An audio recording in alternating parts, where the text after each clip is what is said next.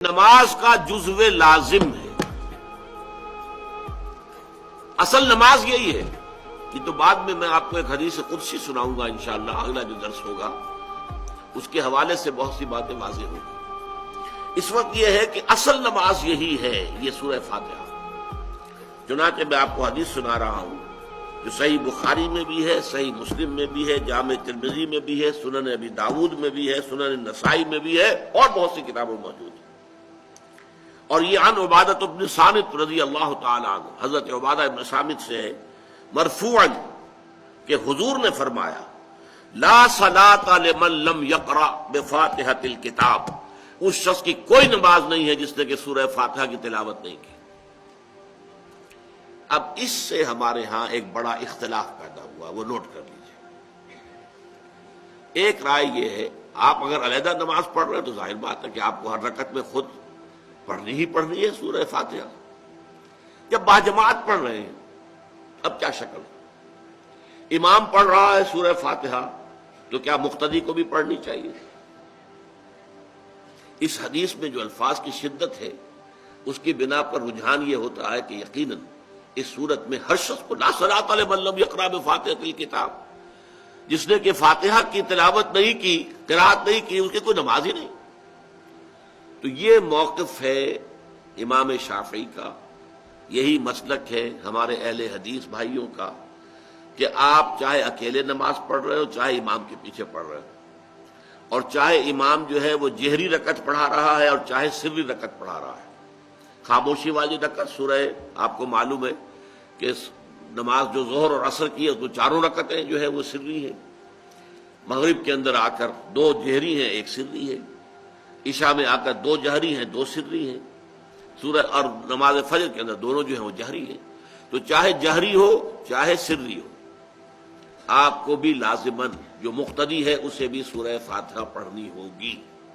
اب اس کے لیے انہوں نے یہ طریقہ جو ہے تلقین کیا ہے کہ امام تیزی سے نہ پڑھے، رک رک کر پڑھے الحمدللہ رب العالمین. اس کے بعد اتنا وقفہ دے دے کہ جو مقتدی ہے وہ بھی کہہ لیں اپنے دل میں یا پڑھ لیں الحمدللہ رب العالمین الرحمن الرحیم. تو یہ رک رک کر پڑھنا، خاص طور پر اگر آپ کو موقع ہوا ہو کسی اہل حدیث امام کی امامت میں نماز ادا کرنے کا تو آپ دیکھیں گے کہ بڑا فرق ہے. ہمارے جو حنفی امام الحمدللہ رب العالمین الرحمن الرحیم مالک یوم الدین ایاک نعبد و ایاک نستعین، چار آیتیں جو ہیں وہ بھی ایک ساتھ میں پڑھ جائیں گے. لیکن یہ کہ عام طور پر جو اہل حدیث حضرات ہیں وہ رک رک کر ٹھہر ٹھہر کر پڑھتے ہیں، ترتیل کے انداز میں پڑھتے ہیں. یا پھر دوسری شکل انہوں نے ایک اور کی ہے. یہ آپ سعودی عرب میں جب کبھی نماز پڑھیں گے اور آپ پڑھی ہو آپ نے تو وہاں آپ دیکھیں گے کہ امام جو ہے وہ سورہ فاتحہ پڑھنے کے بعد کوئی 1 منٹ جو ہے خاموش رہتا ہے تاکہ آپ اب جو مقتدی ہیں وہ اس وقفے میں وہ اب سورہ فاتحہ پڑھ لیں. پھر وہ قرات کرے گا، کوئی اور آیات اس نے شامل کرنی ہے تو بعد میں شروع کرے گا، درمیان میں وقفہ ہوگا. لیکن ایک مسلک یہ ہے، اور یہ مسلک جو ہے یہ در حقیقت قرآن مجید کی ایک آیت کے اوپر مبنی ہے. سورہ اعراف کے آخر میں فرمایا گیا وَإِذَا قُرِئَ الْقُرْآنُ فَاسْتَمِعُوا لَهُ وَأَنصِتُوا، جب قرآن پڑھا جا رہا ہو تو توجہ سے اسے سنو، خود خاموش رہو. اب یہ قرآن مجید کی آیت ہے. اس کے بنا پر ایک رائے یہ ہے کہ آپ امام کے پیچھے سورہ فاتحہ نہیں پڑھیں گے. پڑھا جا رہا ہے سنو اس کو، خود خاموش رہو. اور اس کے لیے وہ دلیل دیتے ہیں کہ یہ شکل ایک وفد کی سی ہے. جیسے کسی بڑی شخصیت کے پاس اگر آپ کا کوئی وفد جاتا ہے، 8-10 افراد ہیں، ان میں اسپوکس مین ایک ہوتا ہے، وہ بات کرتا ہے، باقی سب لوگ موجود رہتے ہیں، سنتے ہیں. اسی طریقے سے امام جو ہے وہ گویا کہ آپ کا نمائندہ ہے اور وہ پڑھ رہا ہے الحمدللہ رب العالمین الرحمن الرحیم مالک یوم الدین. تو امام کی قرأت ہی آپ کی بھی قرأت ہو گئی. گویا کہ اس آیت سے، اس حدیث سے اختلاف نہیں ہے، اس کی تعبیر سے اختلاف ہے کہ امام کا قرأت کر لینا در حقیقت مقتدیوں کی طرف سے بھی قرأت ہے.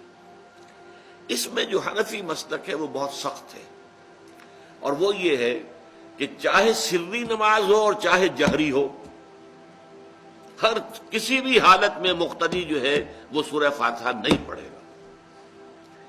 اب اس میں ذرا سا سوال پیدا ہوتا ہے کہ جہری رکعت میں تو اس آیت کا اطلاق ہو جائے گا کہ وَإِذَا قُرِئَ الْقُرْآنُ فَاسْتَمِعُوا لَهُ وَأَنصِتُوا، سری میں تو اس آیت کا اطلاق نہیں ہوتا۔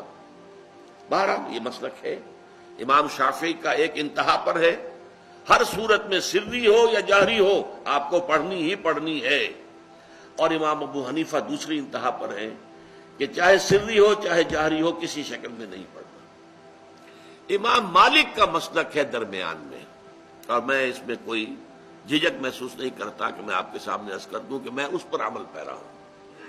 وہ کیا ہے؟ جہری نماز میں خاموش رہو اور سنو، اس آیت کا اطلاق ہو جائے گا جب بلند آواز سے پڑھ رہا ہے امام تو پوری توجہ، فاستمعوا لہ، اپنی پوری توجہ کو اس کے سننے کے اوپر مرکوز کر دو اور خود خاموش رہو۔ سری رکعت میں البتہ جبکہ وہ بھی خاموشی سے پڑھ رہا ہے، آپ بھی خاموشی سے پڑھ رہے ہیں۔ بہرحال ان چیزوں میں میں نے یہ سب کچھ بیان کیا ہے تو اس سے جو میرا مقصود ہے وہ یہ ہے کہ معلوم ہو جائے کہ اس میں کوئی بڑی بنیادی بات نہیں ہے، نہ یہ کہ جو حنفی ہیں وہ اس حدیث کا انکار کرتے ہوں کہ لا صلاۃ لمن لم یقرأ بفاتحۃ الکتاب، کیسے وہ انکار کریں گے؟ اور نہ ہی کوئی جو حنبلی ہے یا اہل حدیث ہے وہ قرآن کی اس آیت کا اختلاف جو ہے وہ اختلاف کر سکتا ہے کہ اذا قرئ القرآن فاستمعوا له وانصتوا، لیکن یہ ہے کہ اس کے پھر اس سے جو احکام کا استنباط ہے اس میں اختلاف ہو جاتا ہے، تو اس کو نہیں سمجھنا چاہیے کہ یہ کوئی بہت بڑی اہمیت والی بات ہے۔